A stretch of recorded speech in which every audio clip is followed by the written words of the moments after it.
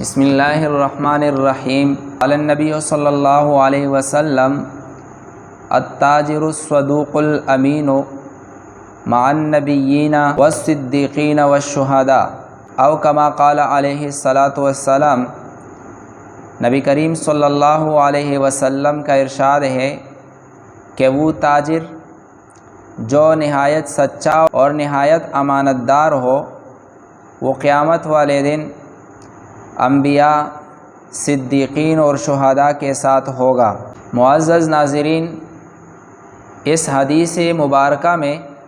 نبی کریم صلی اللہ علیہ وسلم نے سچے اور امانت دار تاجر کو انبیاء، صدیقین اور شہداء کے ساتھ ملایا ہے کہ اس کی یہ فضیلت ہے کہ قیامت والے دن اس کا جو حشر ہے انبیاء، صدیقین اور شہداء کے ساتھ ہوگا، اور یہ ان کی فضیلت ہے۔ یہاں جو میں نے بات سمجھانی ہے وہ یہ ہے کہ یہاں پر نبی کریم صلی اللہ علیہ وسلم نے سچے اور امانت دار تاجر کو انبیاء، صدیقین اور شہداء کے ساتھ ملا کر ان کی فضیلت بیان کی ہے،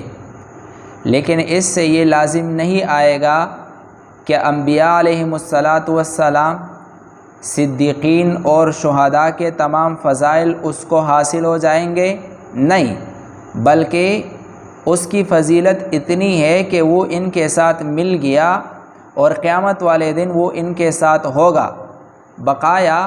انبیاء، صدیقین اور شہداء کے تمام فضائل ایسے تاجر کو حاصل نہیں ہوں گے۔ اس کے احادیث کے اندر اور بھی مثالیں موجود ہیں۔ مثال کے طور پر نبی کریم صلی اللہ علیہ وسلم کے سامنے ایک دفعہ صحابہ اکرام رضوان اللہ علیہم اجمعین مقابلہ کر رہے تھے تیر اندازی وغیرہ کا،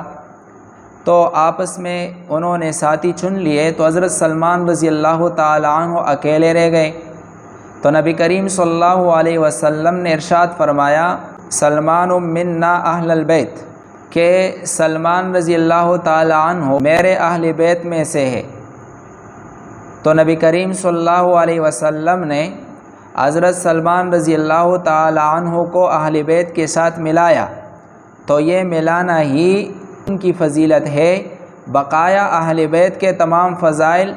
حضرت سلمان رضی اللہ تعالی عنہ کو حاصل نہیں ہوگی، کہ نبی کریم صلی اللہ علیہ وسلم کا ارشاد مبارک ہے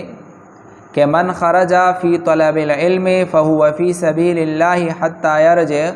او کما قال علیہ الصلاۃ والسلام، کہ بھائی جو آدمی طلب علم کے لیے نکلتا ہے تو وہ اللہ تعالیٰ کے راستے میں ہوتا ہے یہاں تک کہ وہ واپس لوٹ جائے۔ تو گویا نبی کریم صلی اللہ علیہ وسلم نے اس حدیث میں طالب علم کو مجاہد فی سبیل اللہ کے ساتھ ملایا ہے، تو ہر آدمی سمجھتا ہے کہ بھائی طالب علم کی فضیلت اتنی ہی ہے کہ نبی کریم صلی اللہ علیہ وسلم نے اس کو اللہ کے راستے میں جہاد کرنے والے کے ساتھ ملایا ہے۔ یہ الحاق، یہ ملانا ہی اس کی فضیلت ہے۔ بقایا فی اللہ کے راستے میں جہاد کرنے والے کی تمام فضائل وہ طالب علم کو نہیں ملے گی، اور جہاد فی سبیل اللہ کے بارے میں جو اور فضیلت وارد ہوئی ہے وہ طالب علم کے اوپر فٹ نہیں ہوگی۔ اور یہ تمام لوگوں کے ہاں یہ مسئلہ مسلم ہے کہ بھائی وہ مجاہد فی سبیل اللہ کے راستے میں جہاد کرنے والے کی دیگر فضائل طالب علم کے اوپر فٹ نہیں کرتے۔ تو اسی طرح نبی کریم صلی اللہ علیہ وسلم نے بہت سارے لوگوں کو، جن کے تعداد تقریباً 50 تک پہنچتی ہے، ان کو شہید کے ساتھ ملایا ہے، کہ جو پیٹ کے بیماری سے مرا وہ بھی شہید ہے، اور اسی طرح جو کسی حادثے میں مرا وہ بھی شہید ہے، پانی میں ڈوب کر مرا وہ بھی شہید ہے۔ تو یہاں پر بھی ایسے لوگوں کی فضیلت اتنی ہوگی کہ ان کو نبی علیہ الصلاۃ والسلام نے شہید کے ساتھ ملایا ہے۔ بقایا شہداء کے تمام فضائل ان کے لیے ثابت نہیں ہوگی۔ لہٰذا ان تمام مثالوں اور ارشادات سے ہمارے سامنے ایک قاعدہ کلیہ یہ آیا کہ جہاں پر نبی کریم صلی اللہ علیہ وسلم نے کسی کی فضیلت بتانے کے لیے اس کو دوسرے کے ساتھ ملایا ہے تو وہ ملانا ہی اس کی فضیلت شمار ہوگی۔ جس کے ساتھ ملایا ہے اس کے تمام فضائل اس کو حاصل نہیں ہوں گے۔ لہٰذا اگر نبی علیہ الصلاۃ والسلام نے تاجر کو، سچے اور امانت دار تاجر کو انبیاء علیہ الصلاۃ والسلام کے ساتھ ملایا ہے تو انبیاء علیہ الصلاۃ والسلام کی تمام فضائل اس تاجر کو نصیب نہیں ہوگی، شہداء کی تمام فضیلت اس کو حاصل نہیں ہوگی۔ اگر صدیقین کے ساتھ ملایا ہے تو صدیقین کے تمام فضائل اس کو حاصل نہیں ہوگی، صرف بس یہی فضیلت ہے اس کی کہ اس کا الحاق نبی علیہ الصلاۃ والسلام نے انبیاء، صدیقین اور شہداء کے ساتھ فرمایا ہے۔ جب یہ قاعدہ ہمارے سامنے آیا تو ہمارے معاشرے میں لوگ جو بعض امور انجام دیتے ہیں اور اس کو کہتے ہیں کہ یہ اللہ کا راستہ ہے، مثال کے طور پر تبلیغ والے حضرات ہیں اور وہ کہتے ہیں ہمارا جو کام ہے ہم اللہ کے راستے میں نکلتے ہیں، جب تبلیغ کے لیے جاتے تو یہ ہم فی سبیل اللہ میں جاتے ہیں، اللہ کے راستے میں جاتے ہیں۔ تو یہاں تک ان کی بات تو ٹھیک ہے کہ بھائی ان کا نکلنا یہ اللہ کے راستے میں ہے، لیکن ان کی فضیلت صرف اتنی ہوگی کہ فی سبیل اللہ والوں کے ساتھ ان کا الحاق ہو چکا ہے، بقایا اللہ کے راستے میں جہاد کرنے والوں کی تمام فضائل ان کو حاصل نہیں ہوگی۔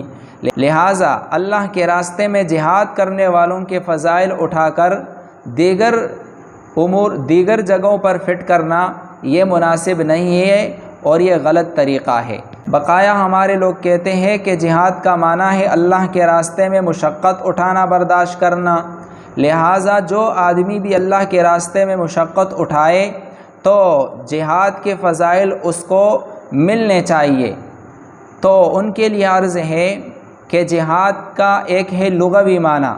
اور ایک ہے اصطلاحی معنی۔ جہاد کا لغوی معنی ہے مشقت اٹھانا، اللہ کے راستے میں تکلیف برداشت کرنا، اور جہاد کا اصطلاحی معنی ہے بذل الجہد فی قتال الکفار لإعلاء کلمۃ اللہ۔ جہاد کا اصطلاحی معنی ہے کہ اللہ تعالیٰ کے دین کی سربلندی کے خاطر کفار کے ساتھ لڑنے میں مشقت اٹھانا، کفار کے ساتھ برسر پیکار ہونا، یہ جہاد کا اصطلاحی معنی ہے۔ لہٰذا کہاں پر جہاد کا لغوی معنی مراد ہے اور کہاں پر جہاد کا اصطلاحی معنی مراد ہے، تو یہ کلام کے سیاق اور سباق اور موقع محل کو دیکھ کر انسان اس معنی کا تعین کرے گا۔ تو لہٰذا جہادی اصطلاحی کی فضائل کو اٹھا کر جہادی لغوی پر فٹ کرنا یہ درست نہیں ہوگا۔